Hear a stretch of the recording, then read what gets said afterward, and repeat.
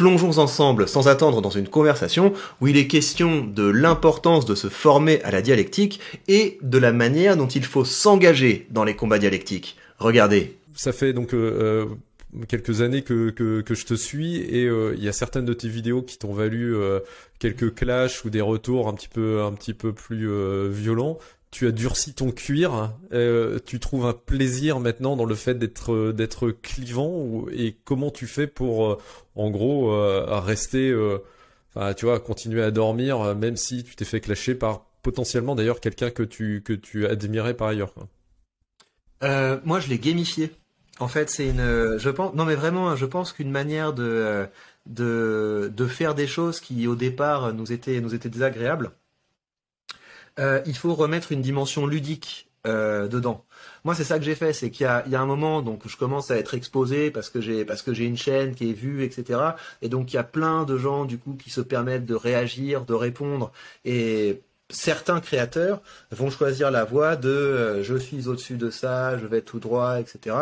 Et Ouais. en fait, il y a un moment, je me suis vraiment dit, mais regarde, ton absence de réaction, est-ce que c'est pas parce que t'as peur? Est-ce que c'est pas parce que t'as peur de réagir? Et donc quand je me suis vraiment dit ça, je me suis dit, mais non, mais toi, t'es pas quelqu'un qui a peur. Donc c'est hors de question que tu refuses de répondre à des gens parce que tu as peur. Donc ça a été la première étape, c'est je me suis dit, mais en fait, répondre aux personnes qui se permettent de critiquer mon discours, ça fait partie de moi.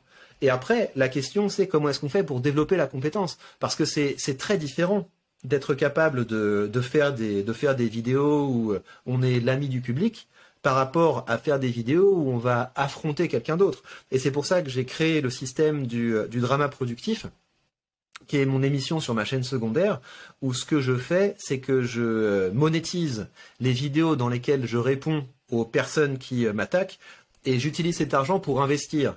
Donc il y a une partie de cet argent que j'utilise pour financer des associations qui vont selon moi dans le bon sens, et l'autre partie de cet argent que j'utilise pour faire grandir un portefeuille boursier. Et donc là, tout de suite, je trouve ça beaucoup plus marrant. Et donc, ça permet de se dire, quand une personne fait un discours très désagréable à mon égard, digérer beaucoup plus rapidement le fait que quelqu'un m'a attaqué, de le changer en « je vais me faire un billet sur toi, mon gars ». Et donc, vraiment, ça m'a beaucoup aidé. Et donc, après, le côté « j'ai envie de marquer des points », ça permet de pratiquer plus régulièrement le clash, de prendre plus de plaisir. Et c'est comme ça qu'on développe la compétence. On développe la compétence parce qu'on a trouvé un système qui fait qu'on marque des points. Donc, on a ce côté récompense et on prend de plus en plus de plaisir à le faire parce que c'est marrant. C'est marrant, en fait, c'est un jeu. Donc, j'imagine que les gens qui m'attaquent, ils trouvent pas ça marrant. Et moi, je m'en fiche, ils étaient pas obligés de m'attaquer. Ce qui est important, c'est que moi, je trouve ça marrant. Et du coup, tu recherches le clash maintenant? Non, j'attaque jamais en fait. Ouais. Par contre, ce que ça a fait, c'est qu'on se sent beaucoup plus libre. Parce qu'il y a justement beaucoup de choses qu'on se retient de dire parce qu'on a peur de recevoir des critiques. Et donc on va avoir tendance comme ça à s'auto-censurer. Et moi, j'ai plus besoin de m'auto-censurer parce que quoi que les autres disent, de toute façon, j'arriverai à le récupérer et à l'utiliser à mon avantage.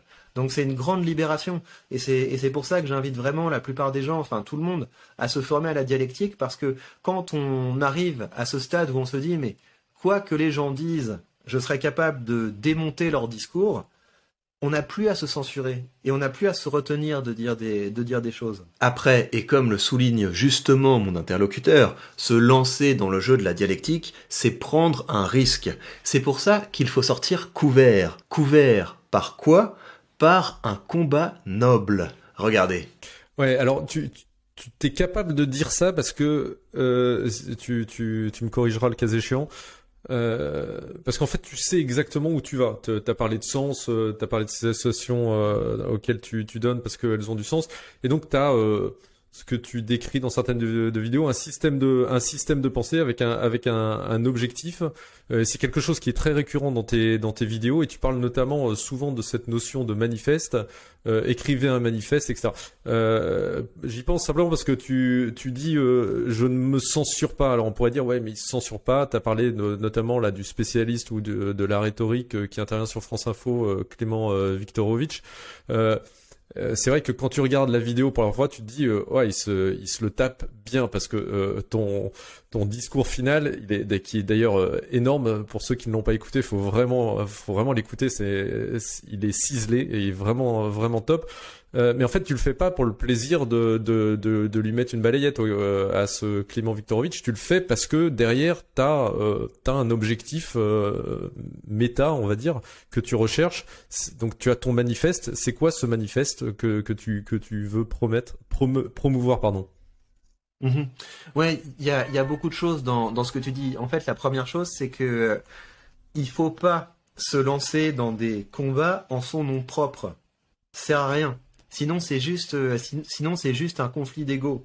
Il faut se lancer dans des combats parce qu'on a effectivement pris le temps de mettre sur le papier les choses qui sont importantes pour nous et parce que vu qu'on a fait ce travail, on est capable d'identifier ceux qui vont avoir tendance à aller dans l'autre sens, ceux qui vont avoir tendance à faire advenir notre dystopie plutôt que notre utopie.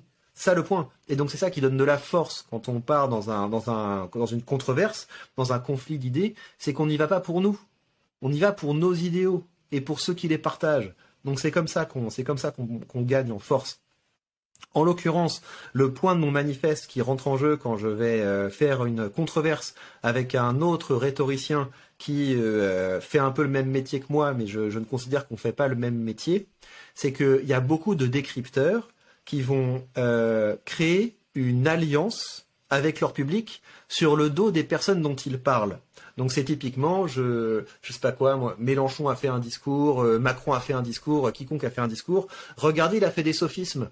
Regardez, là, il a utilisé un homme de paille ou je sais pas quoi. Et donc le public qui regarde ça, évidemment qu'il n'est pas capable de faire un discours aussi bon que celui de Mélenchon, aussi bon que celui de Macron. Peut-être qu'il a jamais pris la parole en public, mais il va quand même se dire sur son canapé, regardez, ils sont mauvais, mon décrypteur a trouvé des sophismes dans son discours.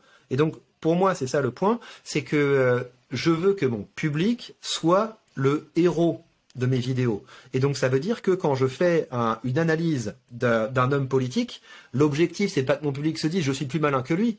L'objectif, c'est que mon public se dise, j'ai compris comment ça fonctionnait, et maintenant, j'ai envie de le faire. Parce que ça sert à rien, en fait, de détester un professionnel de la politique. Ce qui est utile, c'est de se dire, mais ok, lui, en attendant, les projecteurs sont braqués sur lui. Comment est-ce que je pourrais faire pour que les projecteurs soient braqués sur moi ? Comment est-ce que je pourrais faire pour porter mon discours et mes convictions avec plus d'efficacité ?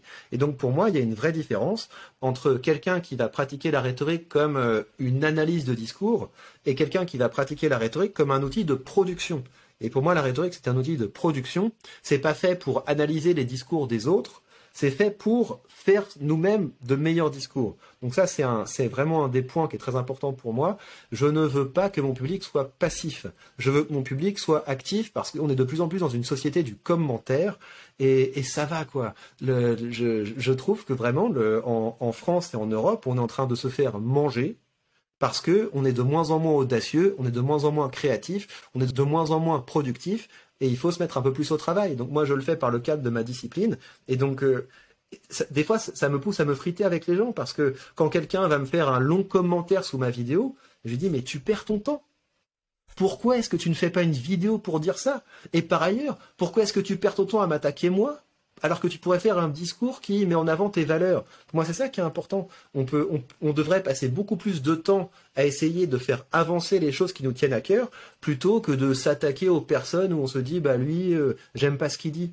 Bah dans ce cas-là, t'aimes quoi ? Et pourquoi est-ce que tu parles pas de ce que t'aimes ? Au lieu de perdre du temps à parler de ce que t'aimes pas. Mais oui, lancez-vous, bon sang. La vie est trop courte pour être un simple spectateur. C'est pour ça que je vous pousse à faire des exercices de rhétorique sur cette chaîne. Et vous savez qu'en ce moment, nous avons un exercice de rhétorique en cours dans lequel je vous invite à accomplir une bonne action et à la documenter. Je vous ai donné un exemple dans la vidéo par laquelle j'ai lancé l'exercice où j'allais me filmer en train de nettoyer une plage. Vous pouvez imaginer plein d'autres manières dont vous pourriez accomplir une bonne action et réaliser un mini reportage là-dessus. Il y a des gens qui, par exemple, dans le cadre de cet exercice, ont montré comment est-ce qu'ils allaient récupérer les restes à la fermeture des supermarchés pour lutter contre le gaspillage. Il y a d'autres gens qui se sont lancés dans des opérations de nettoyage. Il y en a certains d'entre vous qui ont décidé de mettre en avant des causes qui leur tiennent à cœur. Il y en a encore parmi vous qui ont décidé de faire de beaux cadeaux à des gens qui en ont le plus besoin. Il y a plein de manières dont vous pouvez faire du bien autour de vous. Et le fait de documenter l'une de vos bonnes actions, eh bien, bien, c'est inspirant pour le public et ça vous permet de vous exercer à créer du contenu où vous allez sur le terrain. Et le contenu où vous allez sur le terrain, c'est un contenu qui marche très bien et qui va marcher de mieux en mieux à mesure que le public est de plus en plus fatigué par l'artificiel et par la fiction. Et à propos de se lancer, c'est ce que j'ai fait encore très récemment parce que j'ai créé une 3e chaîne YouTube. Une chaîne YouTube qui va être orientée actualité, business, finance. Vous êtes déjà près de 1500 à m'avoir rejoint pour cette nouvelle aventure. Si vous n'avez pas encore vu cette chaîne, vous pouvez aller jeter un œil pour voir si c'est votre truc. Et ce que je fais avec cette chaîne, c'est que je teste un nouveau format, je teste de nouvelles choses. Ce que je peux vous dire pour avoir déjà lancé 2 chaînes YouTube avant ça, c'est que plus on prend l'habitude de concrétiser nos idées et plus ça devient facile. Le plus difficile, c'est toujours de faire les premiers pas. Et si vous voulez être accompagné dans ces premiers pas, vous avez le lien sous cette vidéo vers mon cercle des orateurs. Et donc si vous vous inscrivez, vous allez recevoir une fois par mois un article dans lequel je vous propose un petit cours de rhétorique adapté aux gens qui ont envie de créer du meilleur contenu et de faire de meilleurs discours. Je vous laisse avec la vidéo de notre exercice de rhétorique en cours. Si ça vous dit, vous êtes les bienvenus. Vous êtes 6-7 pour le moment à avoir répondu à l'appel et dans 1 ou 2 semaines, je vais faire une vidéo de retour sur vos travaux pour mettre en avant les courageux orateurs, les courageux créateurs qui se sont lancés. Je vous laisse également avec ma 3e chaîne pour faire un tour dessus si ça vous dit. Prenez bien soin de vous et à très vite pour de prochains contenus.